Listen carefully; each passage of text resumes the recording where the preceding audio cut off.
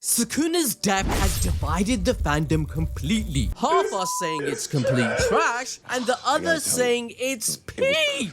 For one, Sukuna went out like this.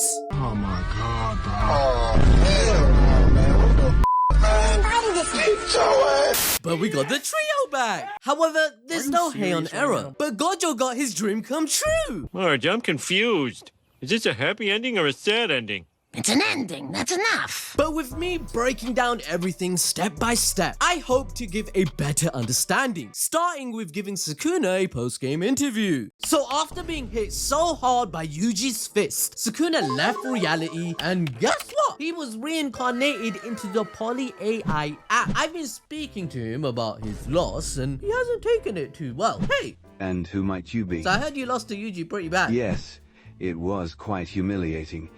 I never thought that Brat could defeat me. How hard was his punch compared to Gojo? Gojo's punch was nothing compared to Yuji's. I underestimated him, and it cost me dearly. He was able to punch me through a wall and almost Are you shattered gonna my tell bone. me what happened in the Heian era or what? The Heian era. That's ancient history. What does it have to do with anything now? After some back and forths, I finally managed to make Sukuna reveal what happened. So if you guys are interested in hearing Sukuna say, Gambare, gambare. you can download Poly AI 2. It's pretty much a social network where you can create unique characters, chatbots, and talk with them. They can adapt to any personality and voice. Your favorite character will embody the chatbot, and bada boom, it's done. You can even make fun storylines and go on adventures with Poly AI's feature mods that lets you enter fun scenarios to interact with alongside your character. Whether you're into Jujutsu Kaisen, One Piece, Naruto, or even video games and movies, there's something for everyone. This app has over 10 million downloads worldwide, so don't be left out and get Poly AI today by using our code to unlock premium features. It's completely free to download with our link in the pinned comment and description below. But let's get back to Sukuna's ass getting beaten. Now, chapter 268 starts off followed by Yuji's Black Flash, sending the king to Night-Night. With this final attack, Yuji breaks the last thread connecting Sukuna to Megumi's body. This takes us into Sukuna's innate domain, where he speaks to Megumi. He pulls a Muzan, just with the wrong MC, and tries to rebury Megumi's soul by spitting facts. 0 major feats, 0 sisters saved, 1 sensei dead, 7 attempts to summon Mahoraga. Sukuna basically tries to Eren Yeager the bitch, weakening 007's soul by stating his life is worthless. Because even saving Yuji ended up killing a whole lot of people. This is a throwback to chapter 6, where Megumi tells Yuji he doesn't want to save the dead body of a prisoner from the detention center, as he wasn't even worth being alive due to killing a little girl. Sukuna was trying to appeal to one of Megumi's memories that he used to believe saving someone could lead to that same person killing innocent people, which he would take the blame for and realize sorcerers are not heroes. By this logic, Megumi's life isn't worth it, as Sukuna in his body did do a lot of killing. Also, helping Yuji isn't worth doing either, as he is also tainted. This was Sukuna's last-ditch effort to stabilize Megumi's body. However, his mentality has changed. Yuji's conversation with Sukuna in chapter 265 was also meant for Megumi. Everyone, regardless of action, has value and should be worth saving. Though Megumi still couldn't apply that reasoning to himself, in the end, he could for Yuji. Out of everyone he has encountered, Yuji is someone he respects and considers a good person. Good enough to even pair up with his sister he loved. With Sumiki's death, he felt he no longer had a reason to live, but Itadori gave him one, where the turning point was in chapter 267, with Yuji crying about how lonely it's going to be without him in his life. Megumi always realized that he wasn't living the right way, and that there are a lot of people in the world besides him, and just one more time, he wants to try living for someone else, besides his sister. At this point, Sukuna, with no stable connection to a host, is falling apart. Gege's depiction of him is like the homunculus parasite like we see with Father in Fullmetal Alchemist, and ironically, Megumi throws back the questions on why Sukuna is so desperate to live. It's important to note that Sukuna never died in the Heian era. With knowledge from Kenjaku, he transformed himself into cursed objects, being 20 of his fingers. He did this to traverse 1,000 years into the future, likely because he was bored and wanted to taste new sorcerers. He also made a binding vow deal with Kenjaku and agreed to carry on his will with the new ultimate creature once the merger was completed. But yeah, that plot is in the bin. Also, if the merger doesn't happen and cursed energy still exists, someone has to take Tengen's role to hold the barriers within Japan. And by the way, Kenjaku did tell the whole world about cursed energy and they know about it. But guess what? That's also in the bin. Hopefully to be addressed in the next chapter. Well, that's just lazy writing. However, Megumi states Sukuna being ripped out by Yuji would be the end to the 19 fingers. And with that gone, the final finger will not be able to keep his soul connected, meaning Sukuna will truly die. We see this in full motion as Yuji's domain collapses, which was massive by the way, towering over buildings in Shinjuku. Now the domain isn't dubbed at all by Gege, but we're just gonna call it Benevolent Shrine. Are we cool with that? Say that shit again. Goofy ass nigga.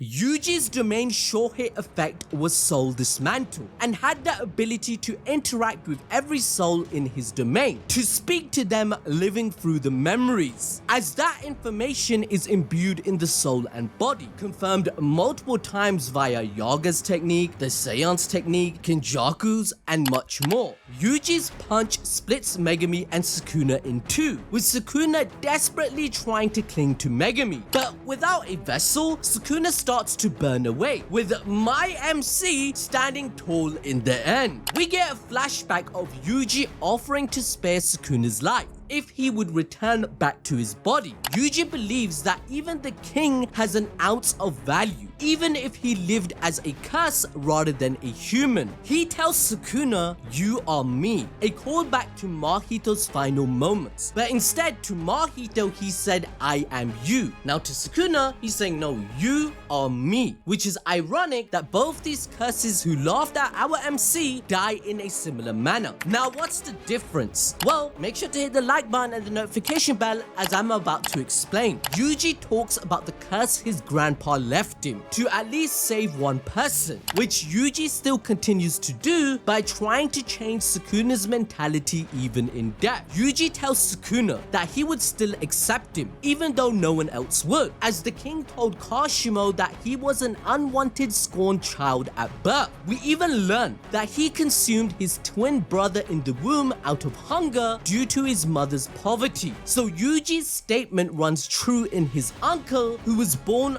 cursed, something out of his control. But Yuji is stating, "You are me," because just like him, he too was born cursed, with Kenjaku taking special grade Kenjutsu back shots that made him who he is. His grandpa also cursed him upon death to save others. Yuji had to become a monster to achieve this for those he cherishes. Now, please listen intently. The theme of death follows Yuji and Sukuna very closely. That's why he helped Megumi in the first place. He pondered the difference between the death he's facing and his grandpa, claiming his grandpa died peacefully and that curses do not give humans a natural death. But after becoming a sorcerer, which forced him to kill cursed spirits and his own brothers, he asks Nanami, what is a proper death? As it's a fate that no one can escape, but he always thinks to give his opponents a genuine one. The line of good and evil is created by humans to impose on everyone else. So is Sukuna as a natural calamity actually wrong in imposing his selfish nature when Kashimo himself claims for him that he's beautiful and immaculate? In chapter 268, we see Yuji embracing his humanity to its fullest, and Sukuna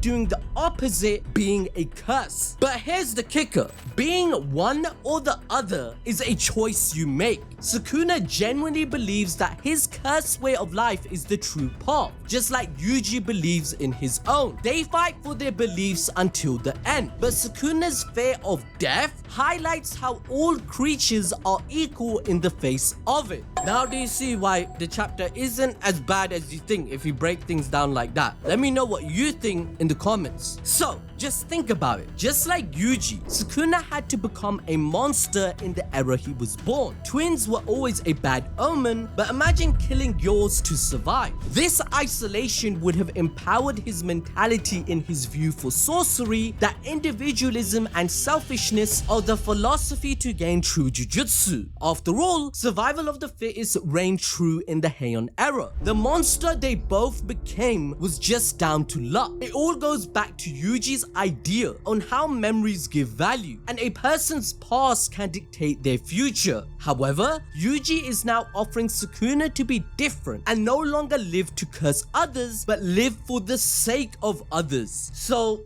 yeah, in a way, Yuji's Buddhist enlightenment is kinda like Talk no Jutsu, but I know all of us are gonna take the piss.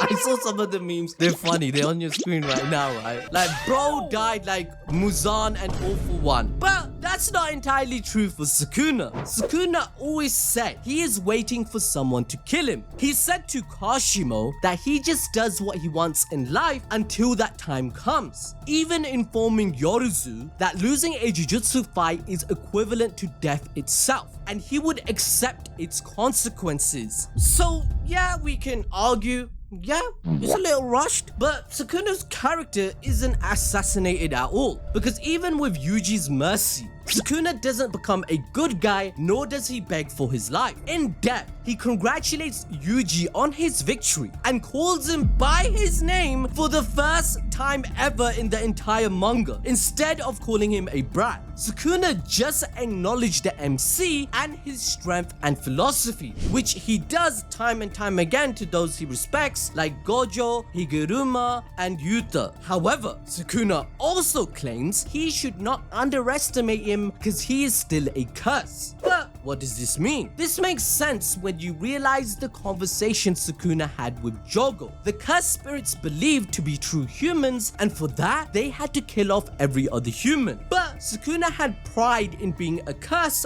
through and through. His reasons for killing were based on his natural instinct and way of life. He was the embodiment of a calamity that didn't involve some sort of greater plan. He does what he does because he can. But as we know, curses don't die. They reincarnate many years later, confirmed by Jogo, which is around 100 years, depending on the curse energy emitted from the common population towards that entity. In Sukuna's case, it could be true jujutsu. Remember, Kenjaku had involved other countries in his culling game and exposed them to curse energy. This was a trap, and those that survived will live on experiencing sorcery as some sort of nightmare. Like, this plot thread needs a serious conclusion. One way could be the negative energy towards sorcery fueling Sukuna's return later down the line, or his soul entering the samsara cycle to come back just like it did with his brother. Wait,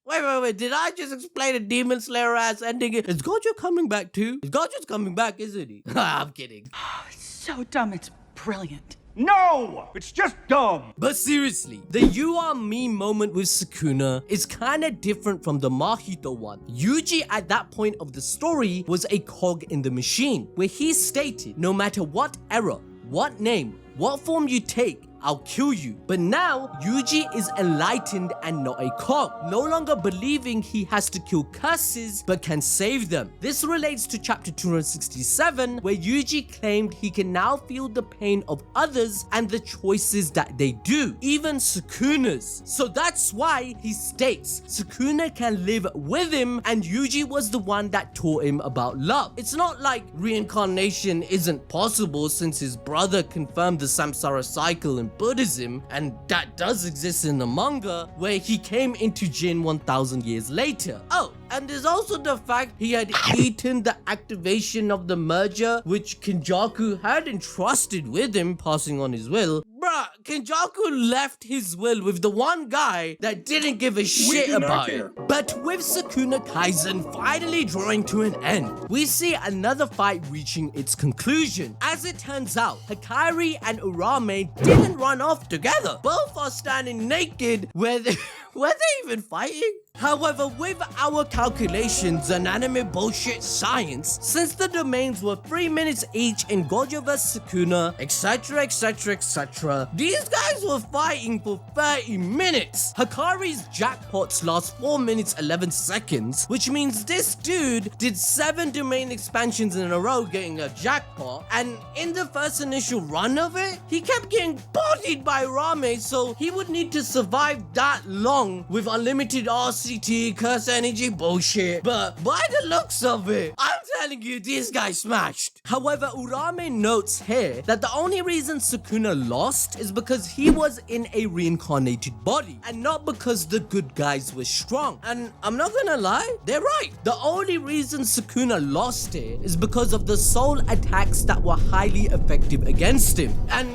of course, Gege needs to throw in one last glaze on my man just to solidify that Sukuna's power is the uncontested #1 in this series. Essentially, if this was HERE era Sukuna, he would be complete with no random fingers being used against him, meaning Resonance, Soul Dismantle, and Megumi altering his movements and dropping his power level from the inside. That wouldn't affect him. Plus, HERE era Sukuna would have the hit 10 and no drawbacks. That means this raid against him would have failed immediately after Gojo's death pretty much. And that is why Urame calls them lucky, which HERE takes as the best compliment he can ever get. Calling a gambler lucky? What do you expect, bitch? And with that, Urame's body starts disintegrating, freezing us out. Like how the old traditions were, if your lord or king died, you died with them or you surrender with them. So there is nothing left for her to do and she destroys herself. Young man, kill yourself! But with both Urame and Sukuna gone, the Shinjuku final battle comes to an end. A few days later, Megumi finally wakes up in Jujutsu High. But what awaited him was Yuji, who tried to surprise Megumi by revealing Nobara was still alive. In the same way, Gojo surprised everyone with Yuji's Opapi moment. But Megumi wasn't surprised at all because of Resonance. Remember, Sukuna tanking it was a reminder to Megumi that she's back. Sharing the body meant they could see everything. So his reaction wasn't exactly what Nobara expected. Although Yuji states that he did cry in chapter 267. But their wholesome reunion is cut short when Yuji tells them about 2 letters he was supposed to hand them after Gojo Sensei's death, which makes them feel like super awkward. Yuji himself didn't receive a letter because he already spoke with Gojo in person. This will be revealed in later chapters and will most likely be about his father. But with all of his students surviving, we have to admit it, fam, Gojo's dream was finally realized. Gojo's letters prove how much he cares for his students because he went out of his way. It feels forced on purpose as he went into the battle fully believing that he would win against Sukuna, right? Initially planning to tell all of them everything they want to know face to face. These letters were just a contingency. Either way, his wish came true for his students to thrive and live the best days of their lives, eventually reforming Jujutsu Society for the better. So we can say it, people, Gojo won. However, coming back to Nobara's letter, Gojo found her mother, which, let's be honest, we didn't even know she existed, and Nobara never knew her parents and was brought up by her grandmother. And so she really doesn't care about parents, similar to Yuji, and throws it away. But in the end, her mother has joined a club of worst anime mothers. But Megumi's letter, however, it made him chuckle. And bruh, seeing Megumi laugh, That's impossible. his potential actually unlocked laughing. Fam, who saw that coming? Megumi's letter finally revealed to him the whereabouts of his actual father, which in typical Gojo fashion, it states he died by his hand. Sorry about that. That's too... Oh my god, that's too funny. Okay, I compose myself. This not only gives Megumi closure about his dad, as he always thought he just left him and ran away for money, but also gave him closure for Gojo's death, as he remembers him for being funny and the iconic teacher that he was. This also links to chapter 113 and 114. In this moment, Megumi realized that his father did love him and called him a blessing for a reason, as he recounted the Shibuya incident when he faced his father who had reanimated. But since Gojo confirmed he's the one he killed, and knowing Naobito mentioned Toji, he connected the dots, realizing Toji deleted himself in front of Megumi due to caring about his son. However, the time has come to find out whether our boy Yuta survived the final battle. The last time we see Yuta's body was with Rika crying over it, whilst Yuta's brain was piloting Gojo's body. That ended up flatlining just before the fight ended. Yuta's fate is currently unknown, as it completely depends on how Kenjaku's curse technique works. Yuta suffered from burnout, which ended his usage of brain hopping, but he knew that Kenjaku must have had some sort of trick to keep it going, especially since we know as readers, Kenjaku suffered burnout himself against Yuki, yet still lived on to win the battle. Therefore, it's not really Disney Kaisen if Yuta survived, as he would figure out the trick to Kenjaku's power to live on in Gojo's body. But this is why Maki would be angry, because she's in love with your boy and cares for him. Everyone's reactions reveal that Rika might still be holding onto Yuta's body, like we see in chapter 262, and is too possessively stubborn to let him go. But with Yuta coming back into his own body, it would finally allow them to put Gojo Sensei to rest in a funeral, ending his storyline once and for all. Now, to enjoy more peak fiction, why not find out how Boruto increased his power 1,000 freaking times, because he's gonna die by the end of the manga.